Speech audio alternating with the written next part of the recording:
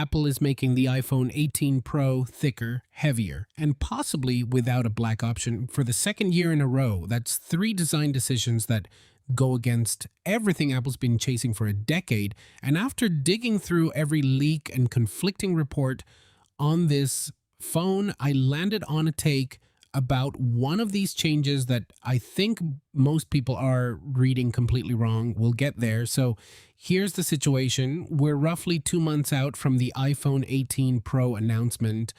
Mark Gurman from Bloomberg suggests Apple will hold its event on either September 8th or 9th. And this year's launch is already strange because Apple is splitting its iPhone 18 lineup, the Pro models and the foldable launch in fall 2026.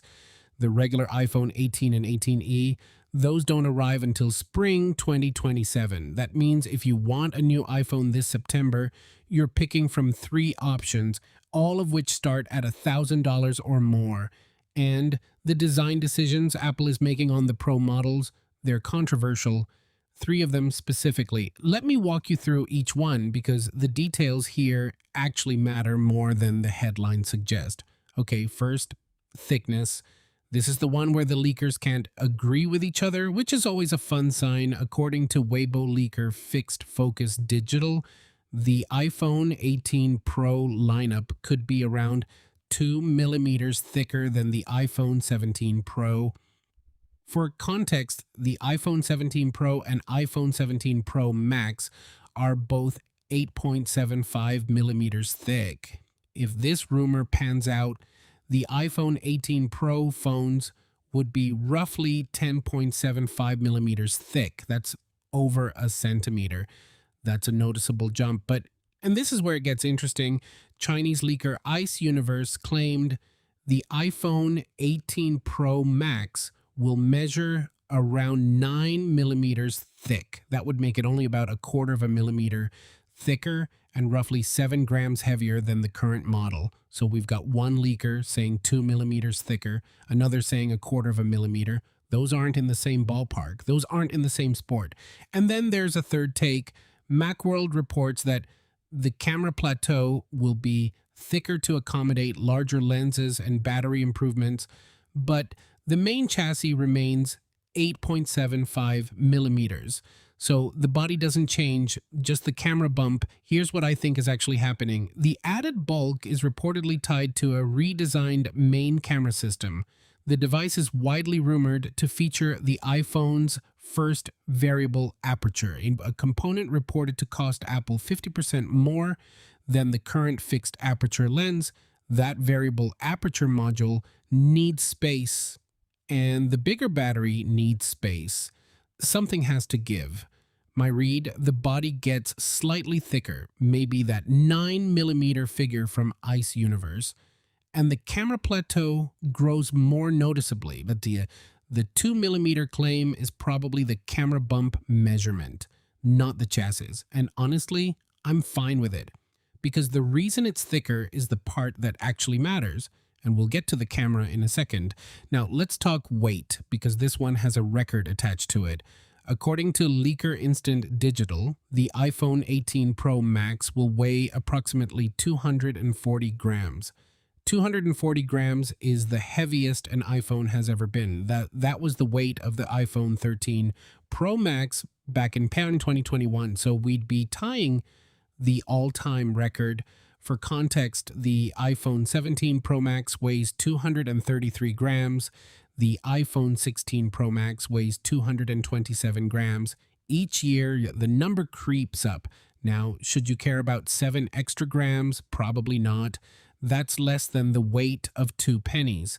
But here's the thing nobody mentions. The current model is already large, and with a protective case, it could become quite a handful. The latest regulatory filings indicate the iPhone 18 Pro Max will feature a 5,391 milliamp hour battery in China and a 5,567 milliamp hour battery in the US.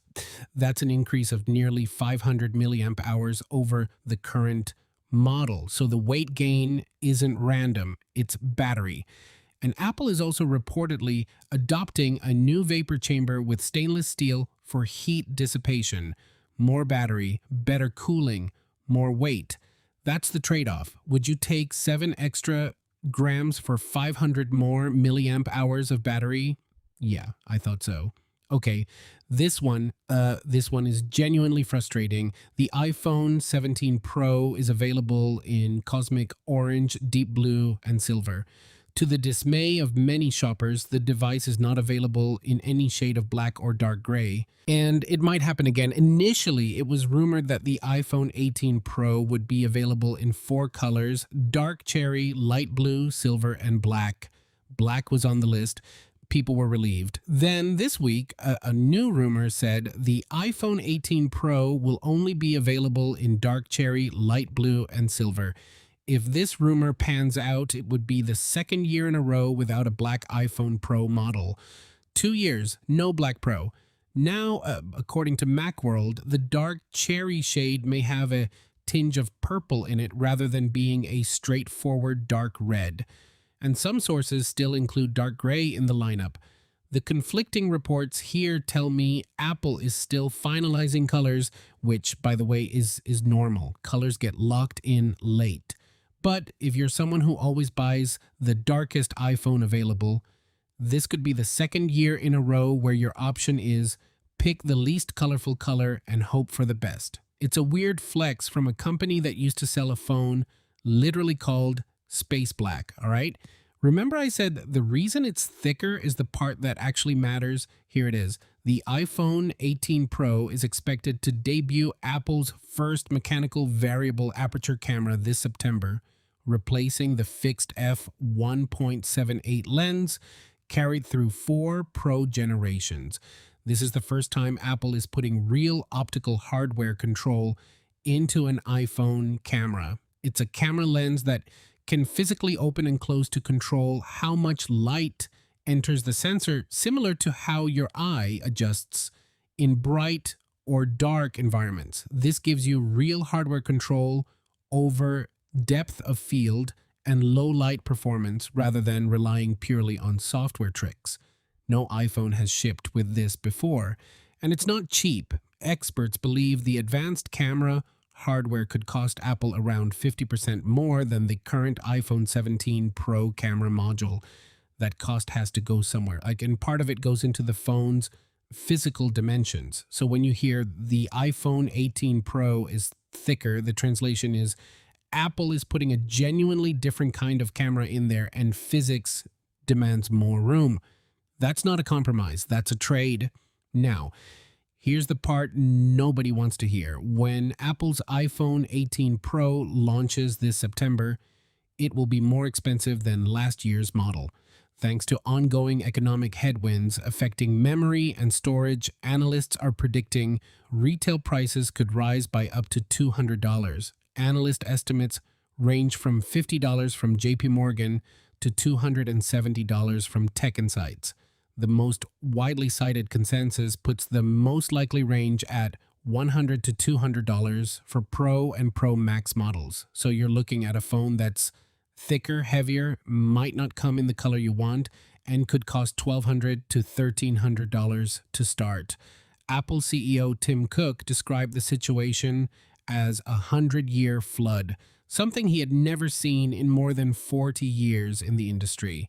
The cause, a global shortage of memory chips driven by the AI data center boom. Basically, the AI industry ate your RAM discount, and now you pay for it. So here's my actual take on these 3 design changes. The thickness, not a problem.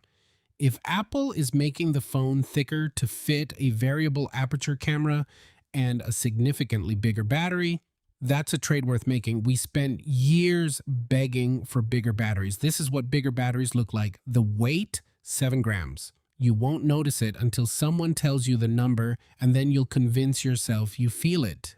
You don't? The color? That one stings. If Apple really drops black for 2 years straight, that's a strange choice for a phone that's supposed to be the professional option. Dark cherry is interesting, but it's not a substitute for a proper dark finish.